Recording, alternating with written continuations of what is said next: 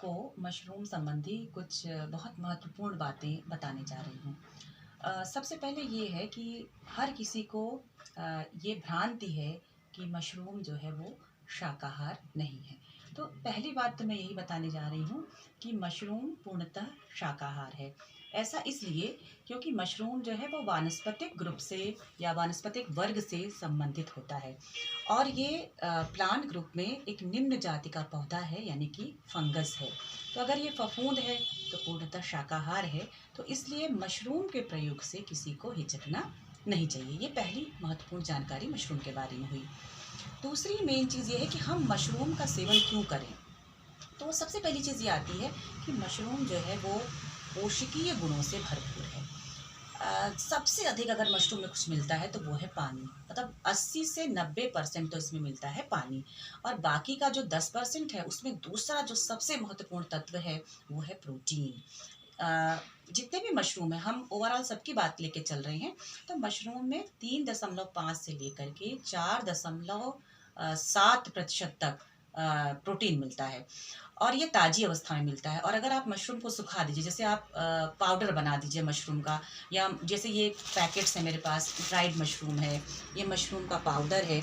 अगर आप इसमें प्रोटीन कंटेंट देखेंगे मशरूम का, तो ये 35 से 47% तक हो जाता है, जो कि दालों से भी यानी सोयाबीन से भी अधिक हो जाता है। तो इसलिए मशरूम का एक बहुत अपना एक महत्व होता है। और मशरूम प्रोटीन आप सभी जानते हैं कि हमारी कोशिकाओं को बनाने में बहुत मदद करता है। इसके बाद मशरूम में शक्कर का अंश बिल्कुल नहीं होता है। इसमें कार्बोहाइड्रेट बहुत कम होता है। इसमें वसा बहुत कम होती है। तो अगर ये तीनों चीज़ें नहीं हैं तो मशरूम शुगर पेशेंट्स के लिए यानी मधुमेह के लिए, और आपके हार्ट के जो पेशेंट्स हैं उनके लिए, और मोटापे से ग्रसित जो लोग हैं उनके लिए बहुत महत्वपूर्ण आहार है। तो इन लोगों को इसको अपने आहार में शामिल करना चाहिए। फिर सबसे महत्वपूर्ण बात यह है कि मशरूम में सारे तरह के विटामिन मिलते हैं।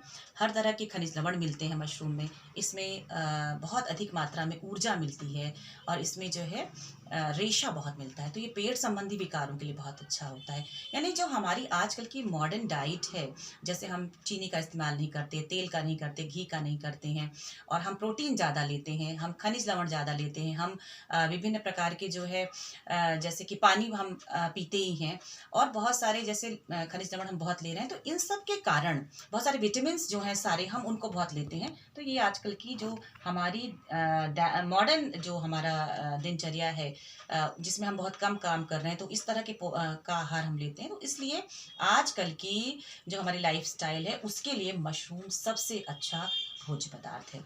अब जो तीसरी महत्वपूर्ण बात ये है कि मशरूम औषधीय गुणों से बहुत भरपूर है। चाहे जितने तरह के मशरूम हो, जैसे आप देखिए ये बटन मशरूम है, आप देख रहे हैं, जिसको आप अपनी डेली डाइट में कभी न कभी आप खाते ही होंगे। ये दूसरा मेरा जैसे देखिए ओयस्टर मशरूम है। इसके अलावा जैसे दुधचट्टा मशरूम होता है, धान के पुआल का मशरूम होता है, गैनोडर्मा मशरूम होता है। मशरूम की बहुत सारी प्रजातियां हैं पूरे संसार में, 1400 तरह के मशरूम हैं पूरे संसार में। तो जो जितने मशरूम है वो सभी के सभी महत्वपूर्ण हैं। लेकिन अभी दो तरह की एक बातें आपको और ध्यान रखनी कि बहुत सारे मशरूम खाने योग्य होते हैं, बहुत सारे खाने योग्य नहीं भी होते हैं। इडिबल और नॉन इडिबल मशरूम्स भी होते हैं। तो ऐसे मशरूम जिनको आप नहीं पहचानते उनको बिल्कुल मत खाइए। जो बाजार में बिकते हैं, जिन्हें आप आसानी से उगा सकते हैं वैज्ञानिकों की मदद से या सीख करके प्रशिक्षण के माध्यम से, उन मशरूमों को आप आराम से खा सकते हैं। तो मशरूम औषधीय गुणों से बहुत भरपूर होता है। यह त्वचा रोगों के लिए सबसे रामबाण है। मशरूम का जैसे ये पाउडर मैंने आपको दिखाया, या मशरूम का जो अर्क हम निकालते हैं, उनको हम विभिन्न प्रकार की बीमारियों को ठीक करने के लिए प्रयोग में लाते हैं। त्वचा रोग से संबंधित जितनी भी बीमारियां होती हैं, आप समझ लीजिए उसमें मशरूम जो है वो रामबाण है। बाकी 3 बीमारियां मैंने आपको पहले ही बताई। इसके अलावा जैसे गुर्दे की बीमारी है, रेबीज है, आँखों की बीमारी है, और ये सब में मशरूम उपयोगी है। इसके बाद मशरूम जो है वो आपका एंटी बैक्टीरियल, एंटी फंगल और एंटी जो है आपका वायरल भी होता है। इसलिए मशरूम बहुत महत्वपूर्ण है। इसमें पेंसिलिन जैसा गुण भी होता है। तो ये एक तरह से बहुत अच्छा एंटीबायोटिक है। तो मशरूम अगर आप डायरेक्ट नहीं खा रहे हैं तो कहीं ना कहीं आप इनडायरेक्टली आप मशरूम का प्रयोग कर रहे हैं। तो इस तरह से ये 3 चीज़ें बहुत महत्वपूर्ण हो गई कि मशरूम शाकाहार है, ये पोषकीय और औषधीय गुणों से भरपूर है। अब बात करें खेती की। तो मान लीजिए आपको ये लगता होगा कि मशरूम खेत में होता है, ऐसा नहीं है। मशरूम खेती बिना खेत का व्यवसाय है, क्योंकि इसके लिए खेत की ज़रूरत ही नहीं पड़ती। तो ऐसे बहुत सारे जो नवयुवक हैं, जो बेरोज़गार हैं, जो स्वरोज़गार के लिए कुछ अपनाना चाहते हैं, तो वो मशरूम की खेती कर सकते हैं।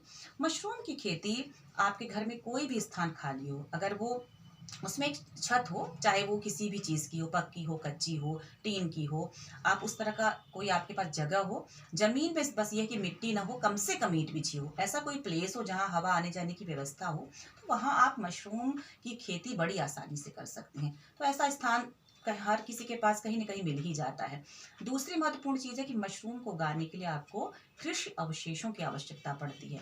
तो जैसे मान लीजिए धान का आपका पराल है, आपका गेहूँ का भूसा है, चोकर है, बहुत सारे आपके केक्स हैं, आप उनका उपयोग कर सकते हैं, मतलब खलियाँ जैसे, उनमें आप उससे आप मशरूम का उत्पादन कर सकते हैं। बहुत सारे ऐसे आपके जो कृषि के अवशेष हैं जिनको आजकल बहुत दिक्कत हो रही है, हम कृषि अवशेषों को कहाँ खपाएँ? तो आप उनको खपाने के लिए, उनकी खपत के लिए मशरूम जैसी खेती कर सकते हैं। तो आपके कृषि अवशेष भी जो है उपयोग में आ जाएँगे, उनको इधर-उधर हटाने की या डंप करने की समस्या नहीं होगी, जैसे जलाने की बात नहीं होती है। तो हम उसका उपयोग एक अच्छा गुणवत्ता युक्त उत्पाद को उत्पन्न करने में कर सकते हैं।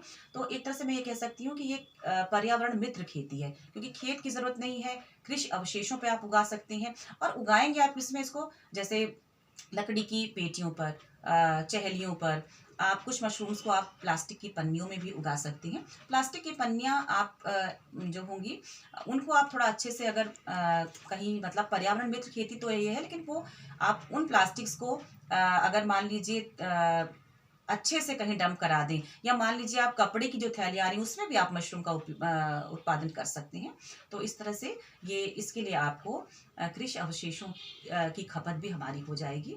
और इसके बाद महत्वपूर्ण बात क्या है कि मशरूम का अगर आप अच्छे से प्रशिक्षण ले लें, जैसे कि हमारे देश में राष्ट्रीय मशरूम अनुसंधान केंद्र सोलन हिमाचल प्रदेश में है।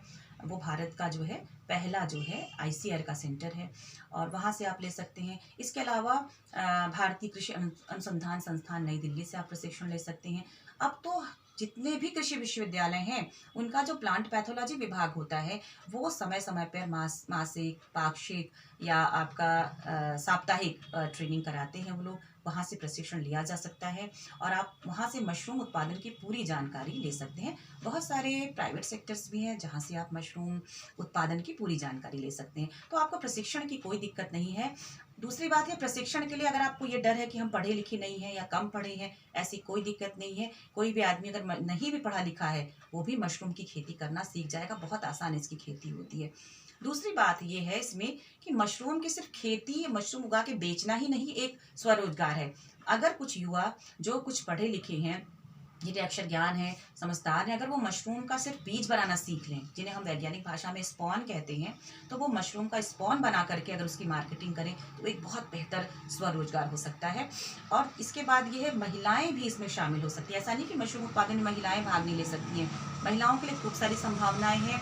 महिलाएं अगर इसके क्वालिटी बेस्ड प्रोडक्ट बना लें, जैसे देखिए मशरूम का अचार, मशरूम के बिस्किट, मशरूम चाय पत्ती, मशरूम का शोरबा, और मशरूम का जो है जैसे ये सॉस है, चटनी है, ये सारी चीज़ें बढ़िया हैं। वो अगर क्वालिटी बेस्ड प्रोडक्ट बना के, स्वयं सहायता समूह बना करके इसको बना के अगर वो बेचें, तो उनको बहुत अच्छी आमदनी मिल सकती है। तो मशरूम उत्पादन, मशरूम का बीज बनाना, मशरूम की पैकिंग करना, मशरूम का पाउडर बनाना, मशरूम के क्वालिटी बेस्ड प्रोडक्ट बनाना, इन सब चीज़ों में स्वरोजगार की बहुत अधिक संभावनाएं हैं। और सबसे अच्छी बात है कि भारत सरकार जो है वो बहुत ध्यान दे रही है इस पर।